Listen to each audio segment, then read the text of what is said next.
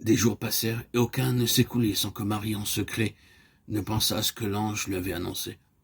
C'était si étonnant, si extraordinaire, que peut-être devait-elle se demander à elle-même si elle n'avait pas rêvé, si elle avait vraiment entendu la promesse. Et dans le petit discours qu'il lui avait adressé pour lui expliquer la volonté de Dieu, l'ange Gabriel avait encore dit autre chose. Si vous voulez avoir une preuve que tout cela est vrai, que rien n'est impossible à la volonté de Dieu, allez voir votre cousine Élisabeth. C'est une vieille femme, vous le savez. Elle est à l'âge où on n'a plus d'enfants. Et cependant, vous verrez, elle va mettre au monde un fils. Au bout de quelque temps, Marie voulut se rendre compte par elle-même, constater si la preuve indiquée par l'ange était vraie. Elle partit donc sur la longue route qui sépare Nazareth du petit village d'Aïn Karim, en Judée, au sud de la Palestine, où Élisabeth vivait. Elle y parvint après au moins 4 jours de voyage, frappa chez sa cousine, la salua. Tout était vrai. La vieille Élisabeth, qui, toute sa vie, avait tant désiré être mère et ne l'avait jamais été, allait avoir un enfant. Dieu lui avait fait cette grande grâce. L'ange avait raison, rien n'est impossible au Tout-Puissant. Et au moment où la petite Marie se trouva devant sa cousine, la puissance du Seigneur, une fois encore, se manifesta. Sans que rien lui eût été dit, Élisabeth sut d'un coup pourquoi sa jeune parente était là. Elle devina le message qu'elle allait apprendre. Un grand bonheur s'empara d'elle, l'idée que Dieu deviendrait homme et que ce serait Marie qui deviendrait sa mère. Et prolongeant la salutation de l'ange, elle s'écria « Vous êtes bénie entre toutes les femmes, le fruit de vos entrailles est béni. » Une émotion surhumaine s'empara de la jeune visiteuse. Tout était donc vrai. Tout serait comme l'ange lui avait promis.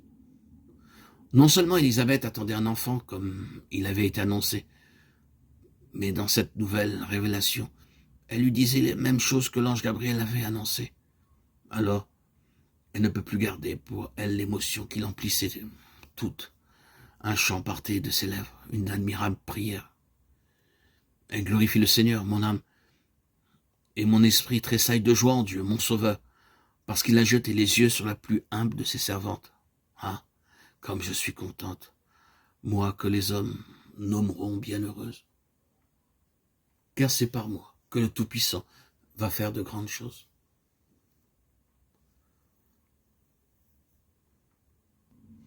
Lorsqu'elle fut de retour à Nazareth, Marie décida de raconter à son fiancé les prodiges qui s'étaient produits pour elle.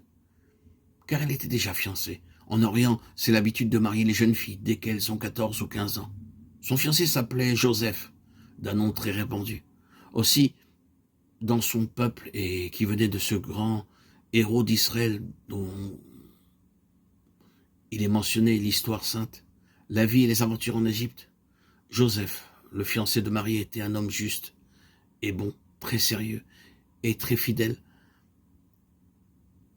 à la loi de Dieu. En apprenant tout ce qui s'était passé, il se montra passablement troublé. Que signifiait cette visite mystérieuse? Qu'est-ce que cela voulait dire que l'enfant de Marie serait le fils de Dieu? Ne serait-il pas son enfant à lui quand il aurait épousé sa petite promise? Tout cela lui paraissait si bizarre qu'il songeait à rompre ses fiançailles. Mais, à son tour, il eut la visite d'un ange qui lui dit « Ne sois pas inquiet, Joseph. Ne te pose pas de questions à propos de Marie, ta fiancée. C'est Dieu lui-même qui est le père de l'enfant qui naîtra d'elle. N'as-tu pas souvenir de cette parole du prophète Isaïe? Une vierge aura un fils et ce sera le sauveur. La prophétie va se réaliser. Marie est cette jeune fille, cette sainte vierge, qui a été choisie pour que le Maître Tout-Puissant devint un homme. Et quand cet enfant naîtra, tu le nommeras Jésus. » Sortant de l'extase où il avait entendu les paroles de l'ange, Joseph devina ce que le Seigneur attendait de lui. Pour protéger la petite Marie et cet enfant divin qui allait naître, il fallait un homme sage, solide, travailleur. C'était à ce rôle de père, nourricier, de protecteur qu'il se trouvait appelé, rôle à la fois si modeste et si nécessaire. Joseph le comprit et accepta.